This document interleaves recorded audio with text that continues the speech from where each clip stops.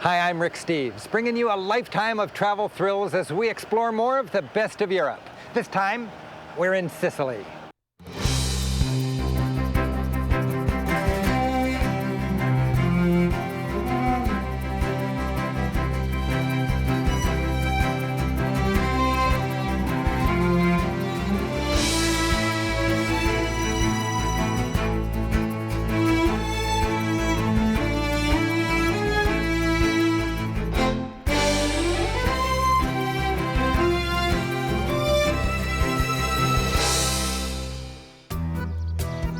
We'll ponder a Greek temple, savor some of Italy's best sweets, and visit a densely populated crypt.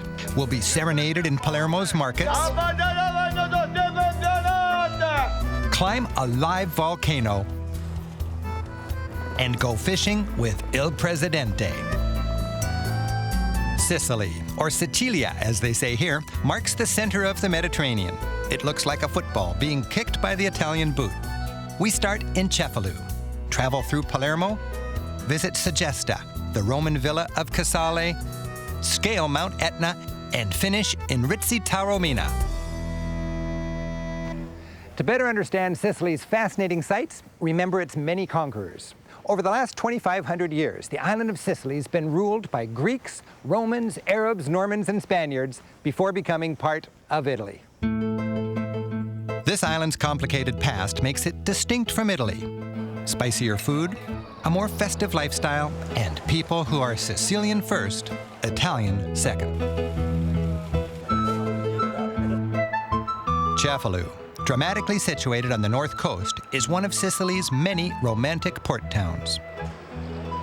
Giuseppe Ciraulo is taking a few days away from his job at Cefalù's tourist office to join us.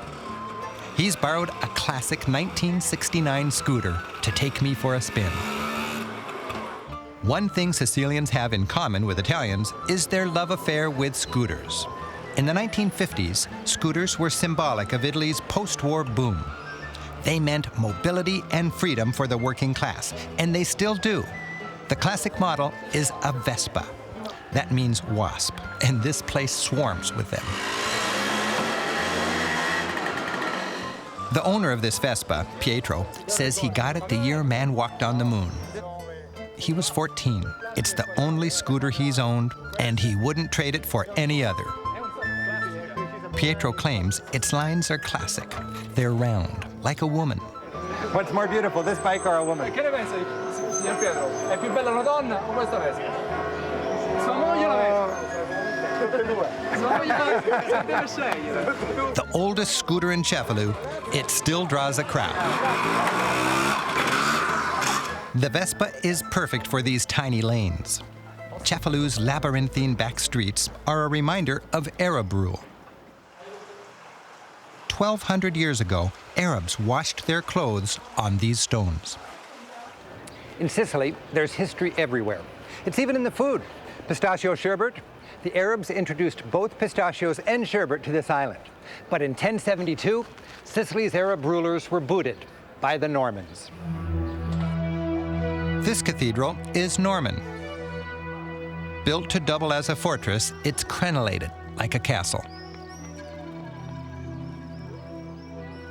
Fortified passageways allowed soldiers to run from one tower to the next. The Norman legacy survives. The medieval town walls are studded with small Christian shrines. Last Sunday was Easter, and this one's lovingly decorated. Here in Cefalù, like anywhere in Italy, early evenings are a parade of people. Especially in South Italy, with jobs scarce, kids spend hours just hanging out. It's cruising without cars. Old-timers hang out too.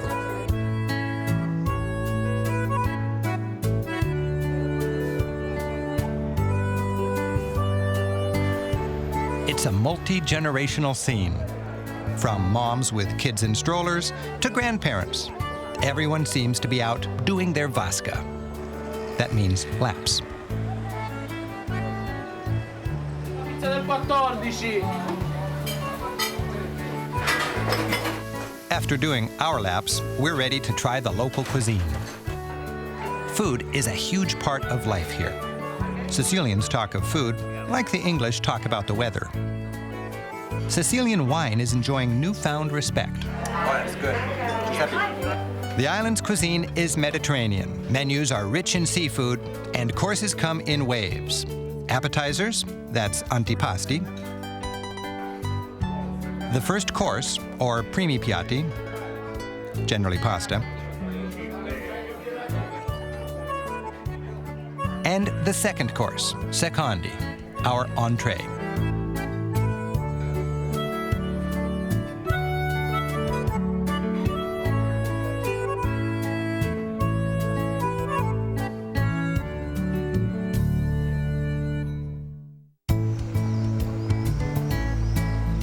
This gate, overlooking the harbor, was originally a gate through the medieval city wall.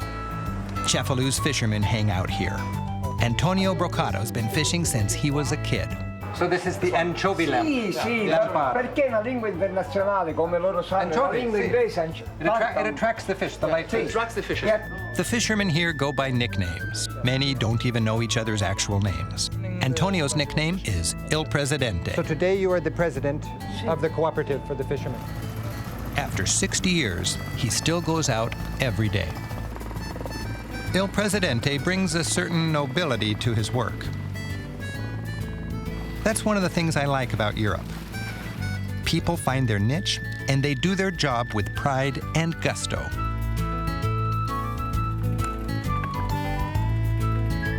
Fishing has always been a big part of Sicily's economy and culture. Whether the catch is good or the catch is meager, the work's always hard, and for Il Presidente, it's a way of life.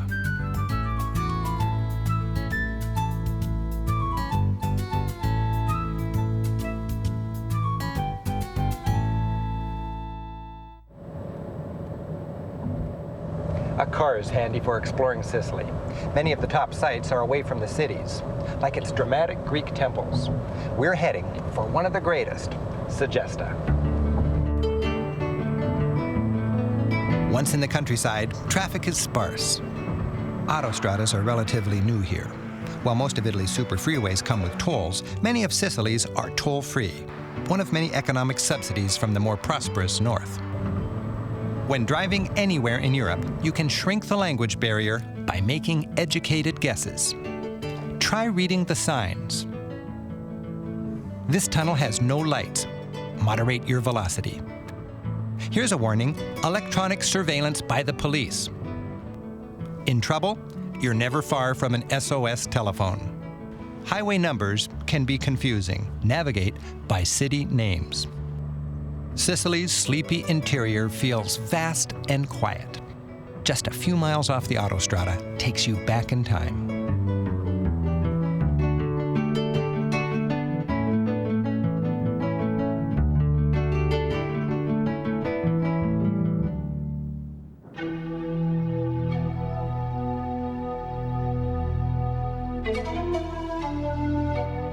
The Temple of Segesta is a reminder that centuries before Sicily was Norman or Arab, it was Greek. In fact, 400 years before Christ, the island was dotted with evocative Doric temples. Segesta, with its harmonious lines and ideal beauty accentuated by a pristine natural setting, is one of the best preserved anywhere. In ancient Greece, first sons generally got the land. When tough times hit, Greek society basically told second sons, go west. And west was Sicily. This was their land of opportunity. They came here and created a new, greater Greece. But of course, the Greeks were muscled out by the Romans. We're heading for the villa of a Roman emperor. But first, let's bed down on a countryside B&B. In Italy, working farms with rooms to rent are called agriturismos. Across Europe, small farms are having trouble surviving, as they are in the USA. To supplement their income, many farmers rent rooms to travelers seeking a rural refuge from fast-paced urban scenes. Our home tonight, Il Vecchio Frantoio, the old olive press. So this is my house, and they are my dogs. Okay. Spartaco! Spartaco and Leopoldo. This was an old monastery, and now we live here. I live here with my family. Gloria Cipolla and her family encourage guests to make themselves at home. I would like to show you this old room, and this is the old press, olive press from last century. And now I want to show you the bedrooms, okay? Good. This is your room, and here is your toilet and your shower. And this is the most beautiful view of Sicily. All right, thank you. Bye, ciao. Farmhouse B&Bs offer more comfort for half the price of a city hotel.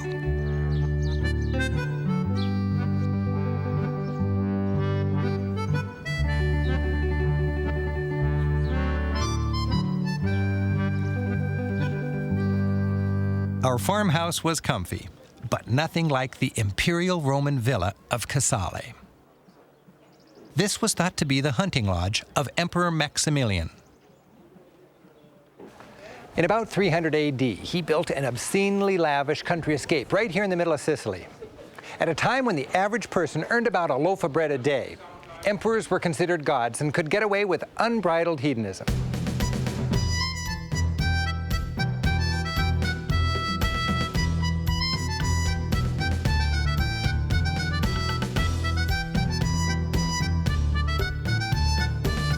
The splendor survives in some of the finest Roman mosaics anywhere.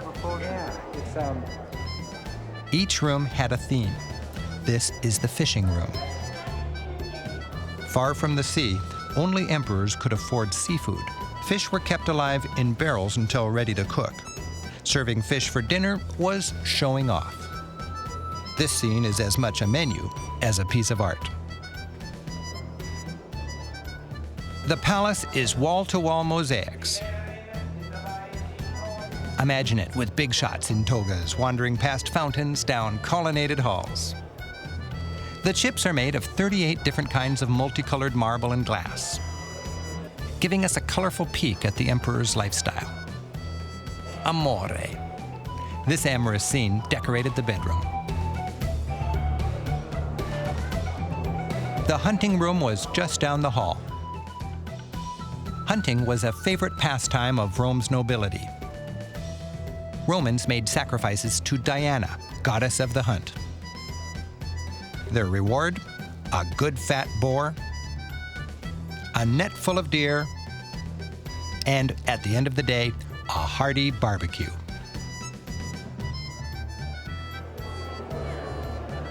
The corridor of the Great Hunt shows Rome's fascination with wild animals. Exotic beasts, caught and transported from distant places, were destined to battle each other and slaves to the delight of urbanites packing big city arenas. And any top-end villa came with baths and a gymnasium. These girls are demonstrating Olympic events. Jumping, discus throwing, racing, and some kind of ball game. For the winner, a victory palm and a crown of roses. And I thought bikinis were an invention of the 1950s.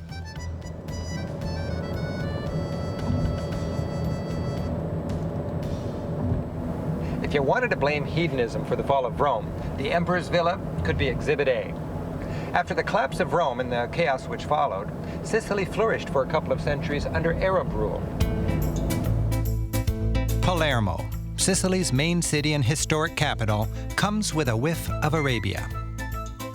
It's a noisy and busy metropolis, reflecting a complex past. With the 9th century Arab conquest, Palermo soon had 200,000 people, 300 mosques, and several busy markets. Today, I like the Palermo market, where the beat of bootleg CDs competes with singing salesmen.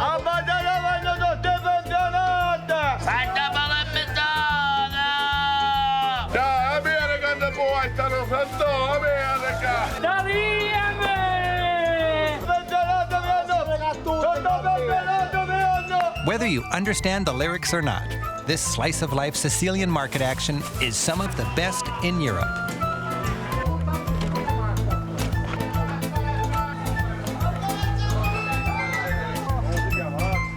And don't just gawk. Buy something. Buongiorno. Giorno. Assaggiato. Uno. Uno. That's good, yeah. Uno? Good. Yeah. Look at this different. Let's get a mix. Miso, due etti. Right. Let's go down here. I think the fish man is out.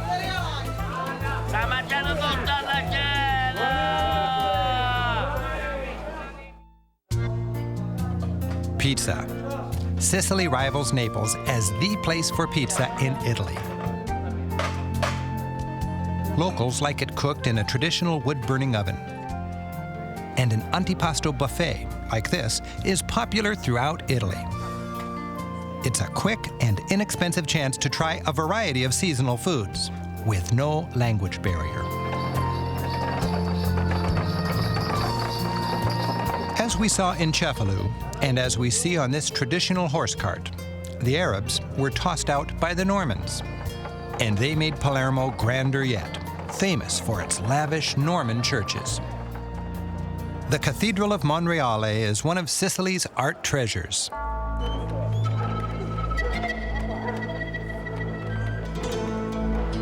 While dedicated to the Virgin Mary, this massive church was built to show off the power of the Norman king William II. Famous for its exquisite 12th and 13th century mosaics, each panel tells a story. Here's King William being crowned by Christ. Apart from that little bit of political propaganda, the church is virtually wallpapered with Bible scenes. There's Adam and Eve being tempted by the serpent, angels climbing Jacob's ladder, and Noah building his ark and filling it with animals. This place functions as a Bible storybook. It's designed to. For centuries, early Christians debated whether or not images were appropriate in church. To solve this controversy, called the iconoclastic controversy, a pope called the Council of Nicaea in the 8th century. The result?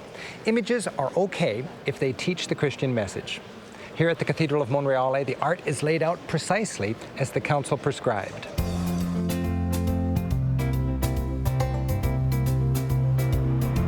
Quattro Canti, that means four corners, is the gritty intersection of Palermo's two main thoroughfares.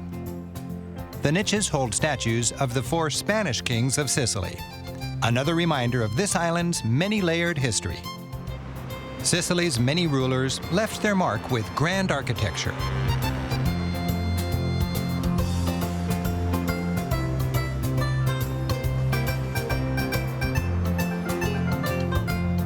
They also left their mark economically.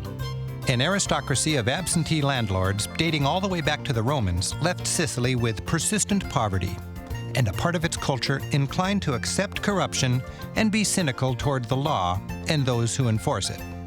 Organized crime, called the mafia here, is embedded in Sicily's cultural soil. Locals refer to it as a phenomenon, like the weather, a force of nature that you just have to live with. I've always felt as safe in Sicily as I do traveling anywhere in Southern Europe. In fact, today, law and order seems to be the trend. Scusi, un cannolo per favore. Italy's cracking down on a popular national pastime, tax evasion. Shopkeepers must give out receipts, and customers must hang on to them until well clear of the shop. Or face a stiff fine.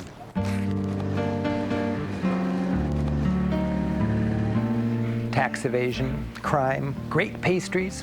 Where does it all ultimately lead? Follow me. The Capuchin crypt is one of Palermo's most famous and memorable sites.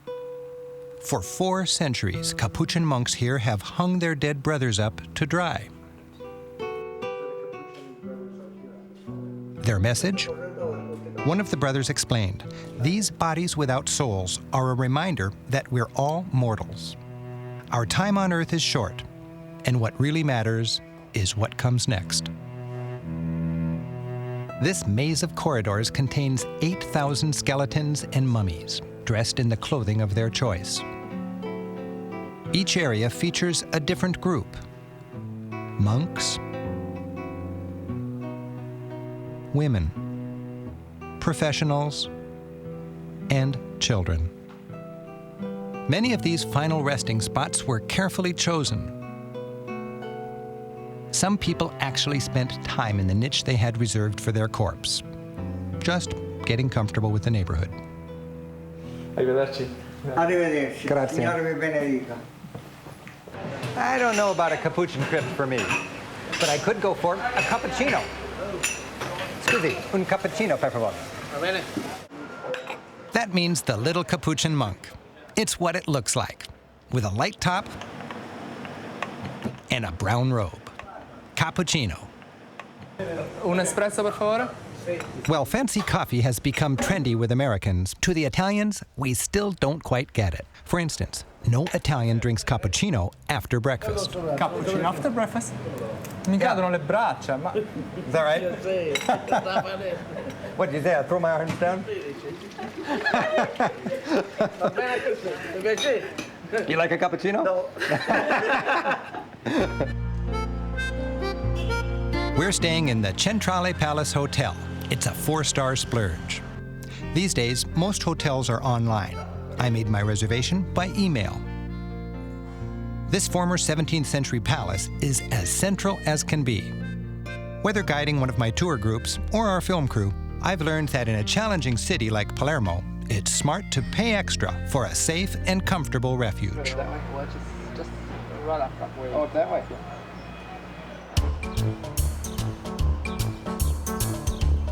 Sicily is small, the size of Vermont. And the autostrada makes it smaller yet. In just 2 hours, we're clear across the island and ascending the volcanic Mount Etna, passing eerie reminders of its recent activity. At over 11,000 feet, Etna is Europe's biggest volcano. While there's a serious eruption about every 3 years, we should be okay today. We're taking the south approach. A gondola sweeps you into a land of lava and to awaiting all-terrain vehicles. Visitors are free to wander and think about recent eruptions. The snow is dusted with newly fallen debris.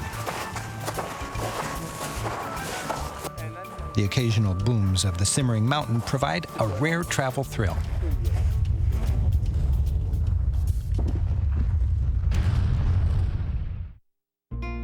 A more comfortable hotspot is nearby Taormina. Sicily's most spectacular resort hangs high above the sea, with handy cable car access to the beach.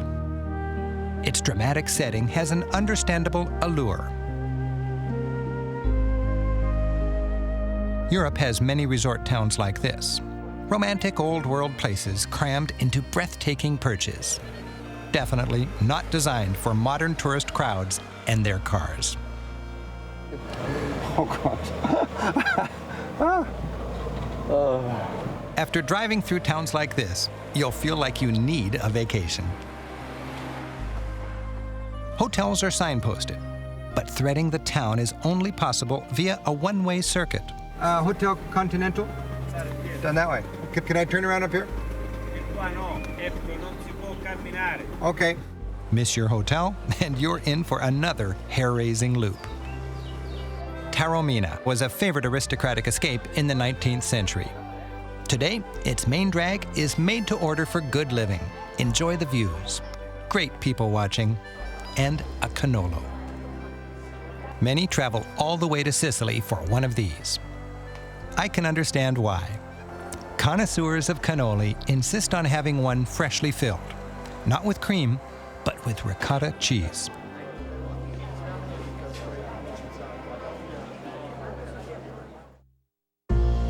Taormina's setting impressed the ancient Greeks, probably more for its strategic location than the view.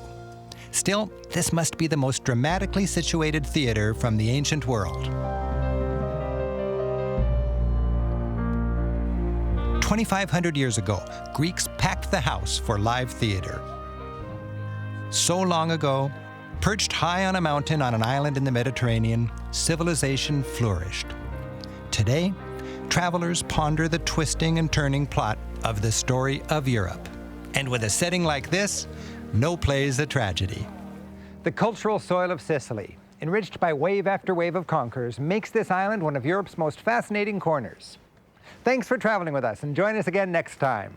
I'm Rick Steves. Keep on traveling. Ciao.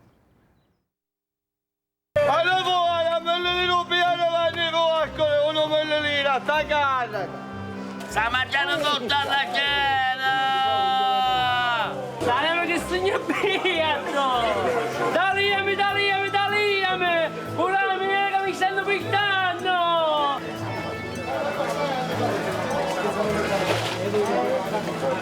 Che bella!